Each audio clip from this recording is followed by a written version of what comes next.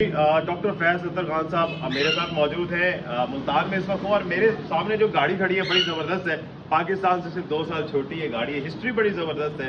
काफ़ी अर्से से मैं सोच रहा था कि अंकल से टाइम लें और इस गाड़ी के बारे में आपको बताऊं, लेकिन अब डॉक्टर साहब खुद ही इस गाड़ी के बारे में बताएंगे।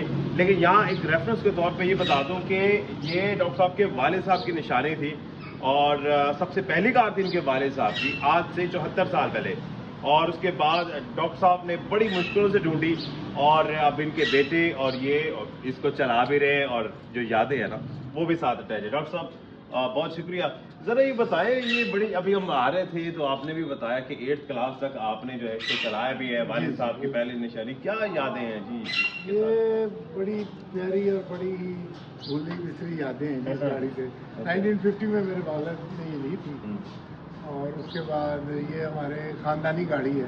क्योंकि हम कहना तो यही है कि हमारे ख़ानदान में सिर्फ उस वक्त लाहौर में एक ही गाड़ी थी। अच्छा। हमारे फैमिली में तो इसी गाड़ी में लोगों की बारातें जाती थी और सब आना जाना। बल्कि मेरी मदर की जब शादी हुई तो भी इसी गाड़ी में बारात गई। अच्छा।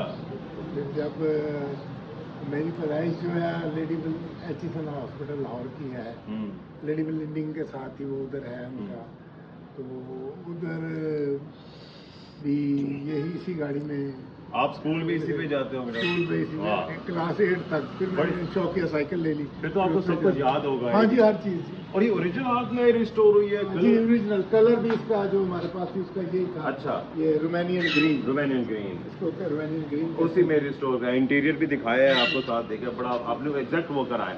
तो ये चीजें कैसे इसकी पूरी हो गई? अब जैसे ये ऑलरेडी थी उसमें, सब कुछ था तकरीबन, लेकिन कुछ जो नहीं थी वो फिर कुछ इकट्ठी की। और अमेरिका में एक है ऑटो पार्क के, अच्छा। ऑटो पार्क के नाम से उनको भी मिल जाती है। तो इसमें सबसे ज़्यादा रोल जो है ना हमारे बड़े उससे प्यारे दोस्त हैं फैज साहब कराची में। अच्छा। फैज मोटर वर्क्स के नाम से उनका है। वो इस वक्त इस फील्ड के किंग है, गाड़ियाँ रिस्टोर करने के।